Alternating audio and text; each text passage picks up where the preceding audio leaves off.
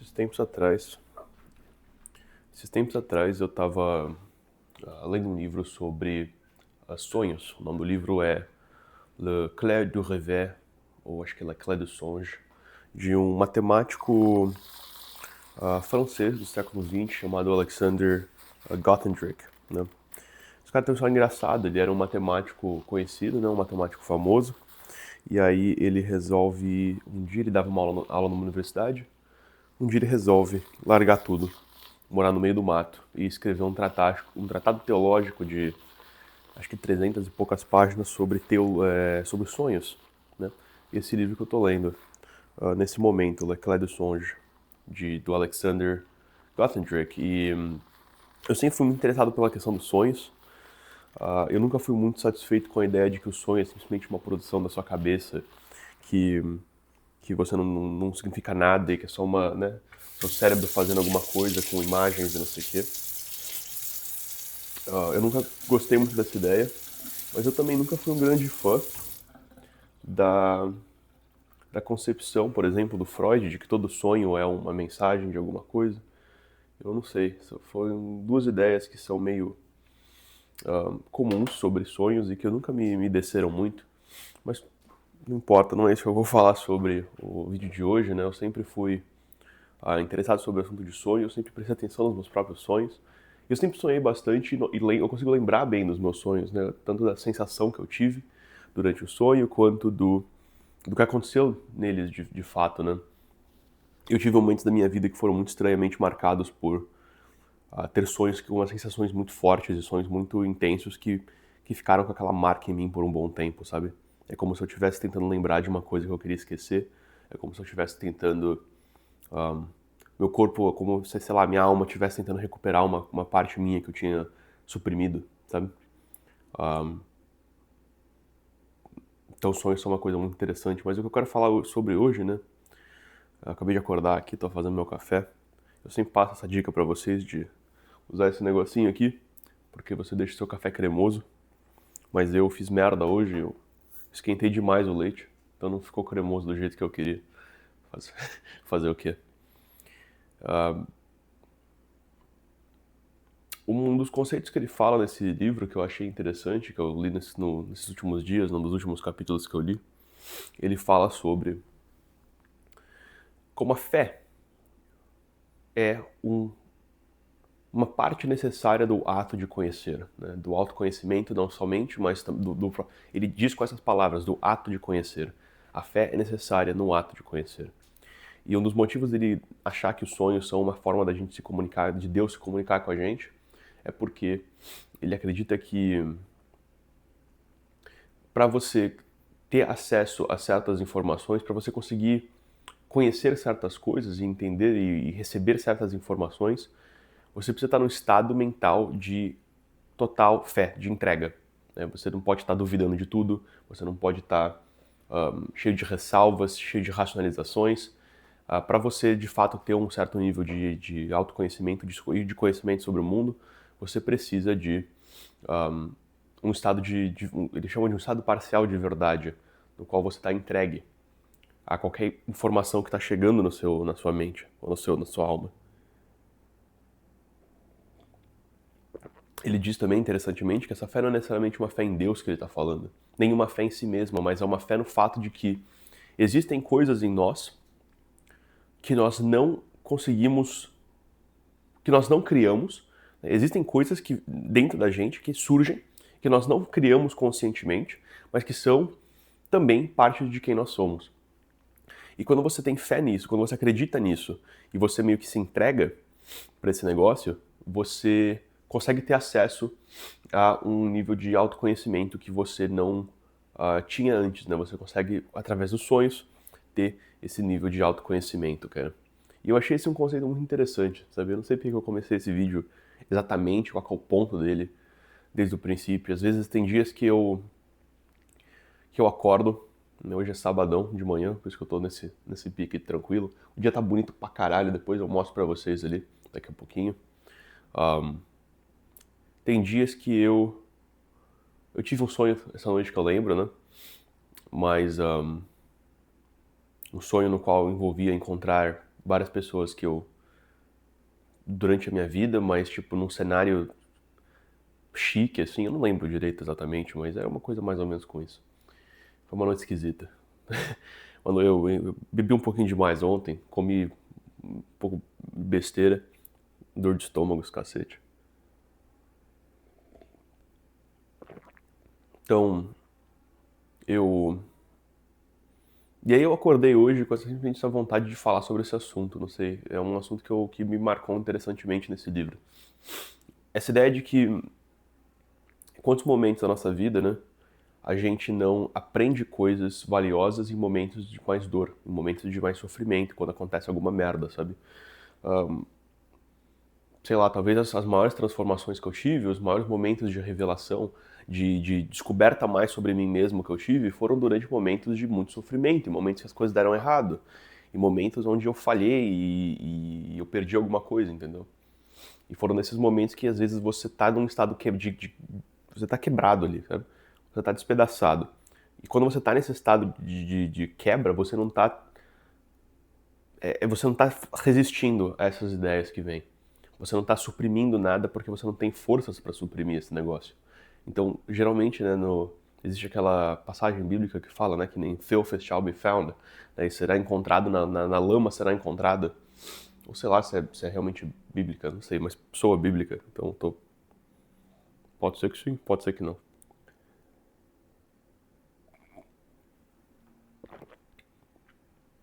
Que às vezes você tem que ir pro fundo do abismo para conseguir encontrar as respostas que você precisa.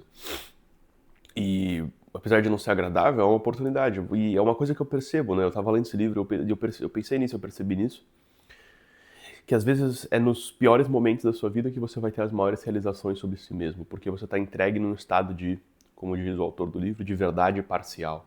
Você está entregue a um estado de fé. Né? Você acredita, você para de tentar lutar tão forte, as racionalizações da sua mente param de tentar lutar tão fortemente contra qualquer ideia que você tenha que surja do seu, né? Eu não sei se inconsciente existe, mas eu vou usar essa palavra, que surja do seu inconsciente, né? Então eu acho isso um assunto infinitamente interessante. Eu sempre gostei de pensar nisso, cara. Não é engraçado? Não é engraçado pra caralho? Né? Porque existe aquele negócio, né, de que ou você aprende com os seus erros dos outros ou você será fadado a repeti-los. Eu acho que mesmo tentando aprender com os erros dos outros, existe um nível de conhecimento que você só consegue acessar quando você comete os próprios erros, sabe? É uma distinção que eu fiz em algum outro vídeo que eu gravei esses tempos, ou há um bom tempo atrás, sei lá, nesse último ano, que é a questão de que muitas vezes você sabe de alguma coisa, mas você não entende essa coisa de verdade, né? Eu falo sobre isso no meu curso de leitura, né, de como ler mais profundamente, o Lexio Magna. Inclusive, link na descrição, eu falo mais sobre isso, que às vezes é a diferença entre informação e entendimento. Às vezes você sabe de alguma coisa, né, você racionalmente entende essa coisa, mas é até você passar por ela, até você passar por uma dificuldade que envolva aquela coisa, até você pessoalmente sentir na pele, por exemplo, os impactos negativos de algum comportamento ruim que você tem, de alguma merda que você faz, até você sentir de fato em você, você não vai entender aquilo, né? O entendimento ele é uma coisa mais profunda, ele é um negócio que você sente, que você vive, entendeu? E muitas vezes você só precisa, é só cometendo os seus próprios erros que você consegue, um, de fato, acessar esses níveis de entendimento.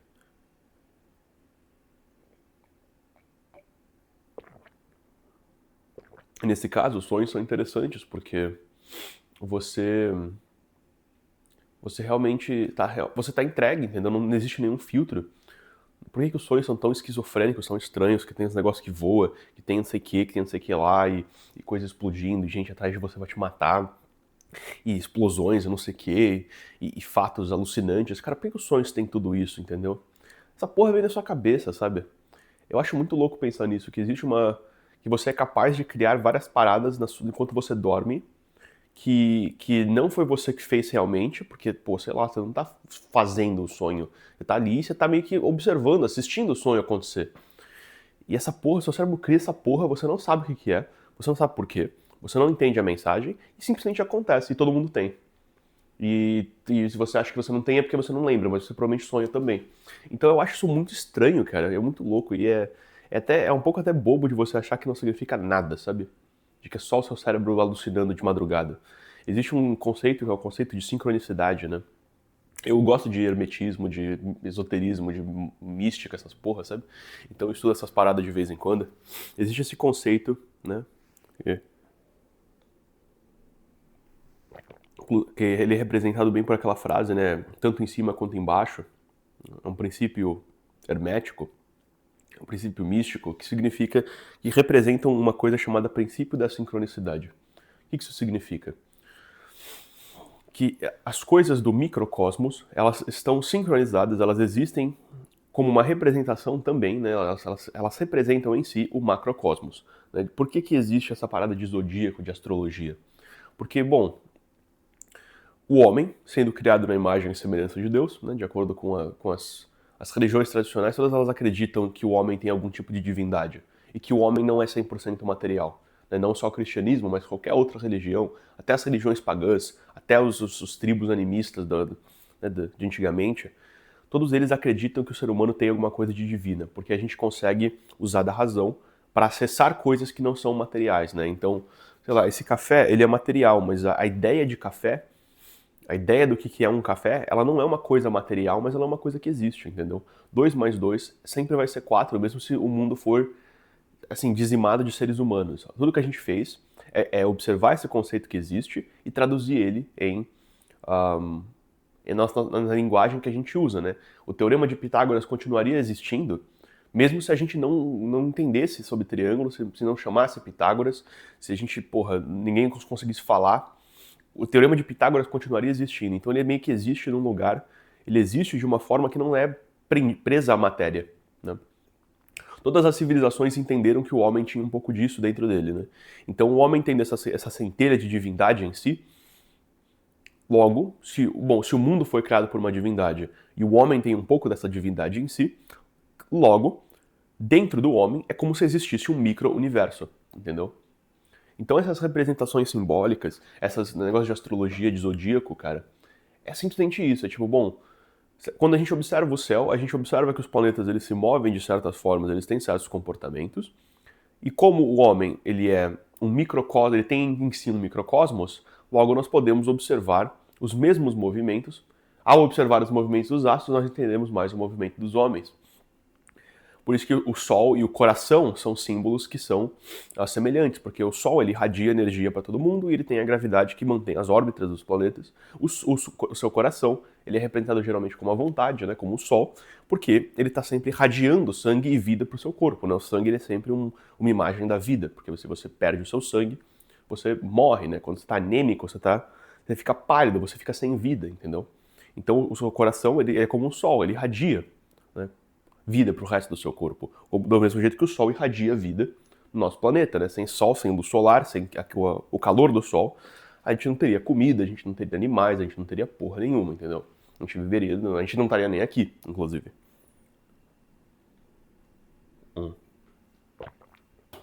Então, quando a gente pensa nesse tipo de coisa, nesse princípio da sincronicidade, né? Então, quando você faz uma coisa, as coisas elas têm essa correspondência entre si,